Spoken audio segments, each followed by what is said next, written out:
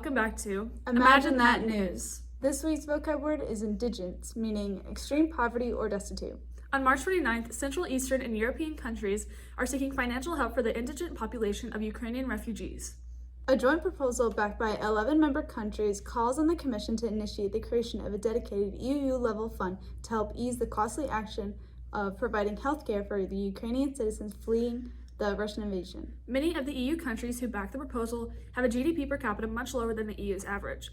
Concern comes from countries like Austria and Denmark, who say the EU should make use of existing resources and budgets. Austria and Denmark are ranked higher on the GDP per capita scale within the European countries. Well, this peace-building proposal would back efforts in helping these conflict-stricken populations of Ukrainian citizens, so I also back this proposal. And speaking of concern about the current conflict-stricken population of Ukraine, China also shares this concern and even stated in a recent summit that they would be handling this issue in their own way. How nice! Yeah, nice. On April 1st, a summit between China and the EU over Ukraine was held in which the European Council President Charles Michel urged China to take a tighter stance, stating, "We called on China to help end the war in Ukraine. China cannot turn a blind eye to Russia's violation of international law."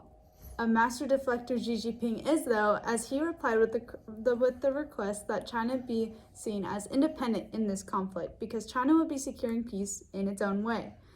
Well, I don't know about you, but I don't really think China has ever had a history of securing peace efficiently. If anything, he's been doing quite the opposite recently in the South China Sea. But hey, I guess we'll see how this one plays out. Yeah, another waiting game it seems. And upon the mention of waiting, in Yemen they've decided to wait on killing each other and hold a ceasefire for Ramadan.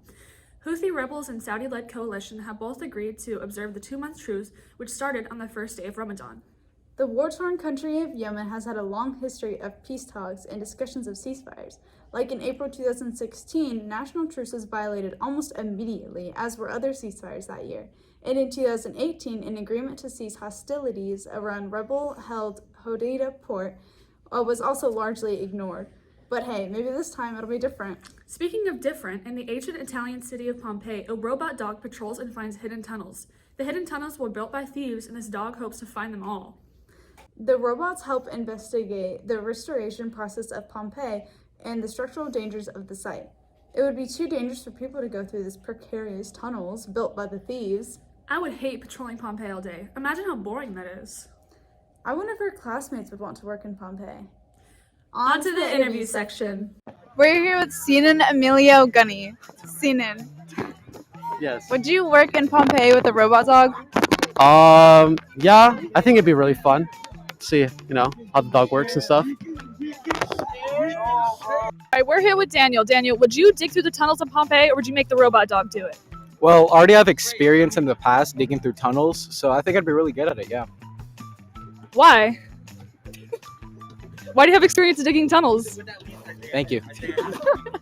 We're here with Rishi. Rishi, would you rather have a robot dog or a real dog? A robot dog, because a robot dog, it's a 1 in a million, okay, and it does not die, okay. That's why you stick with the real one, a robot one.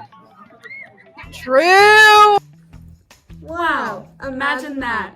Tune in next week.